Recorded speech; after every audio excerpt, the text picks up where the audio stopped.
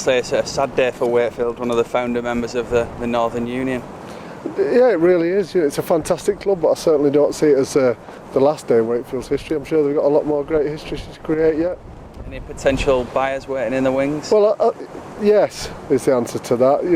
There's certainly been some interest. There's 3 or 4 people that have been good enough to come in and have a chat with us about it, and I would see that there is actually, at this moment in time, there's a great future ahead. It doesn't make Wakefield ineligible for a Super League licence, does it? But it doesn't look good. I think that's right. I think we have to be realistic. There is a waiting system attached to an active insolvency, but that's not all the picture. There are other elements to licensing as well. It certainly is a consideration, but one way or other, there will be a great future ahead for the club. And it's the points deduction. Any idea when that'll be confirmed, or how many points it'll be? I'm not exactly sure when the next board meeting is, but the points deduction is at the board's discretion. I think, as you're probably aware, it's always somewhere between 0 and 3 wins, so it'll be somewhere between 0 and 6 points. And obviously we've had the Crusaders as well, but Rugby League's not alone in having financial problems, is it? That's absolutely right. We do have to understand that we're in a difficult period economically, nationwide. Rugby League certainly isn't the only sport that has suffered, but in general, the sport's looking great. I think that the greatest benchmark we can have at this moment in time in difficult economic circumstances is the fact that the Magic Weekend seems to be selling really, really well in comparison to previous years, and that has got to be a fantastic start to the season and perhaps demonstrates what lies ahead of us.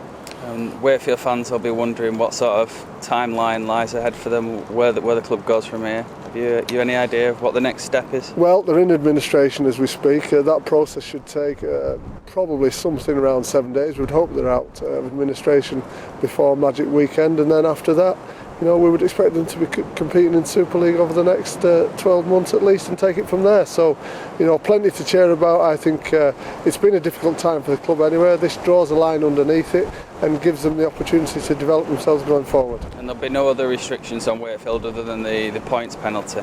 No, they'll just be treated as any other club in this situation. We have been there before on occasion, unfortunately, but no, they will compete as any other club, and good luck to them. And you must stress that the RFL they're here to help, aren't they? Yeah, I think as a governing body, we do take a very paternalistic approach. I think Wakefield would tell you we have worked alongside them throughout this process and prior to this in other different ways as well, as many of the clubs in the competition are.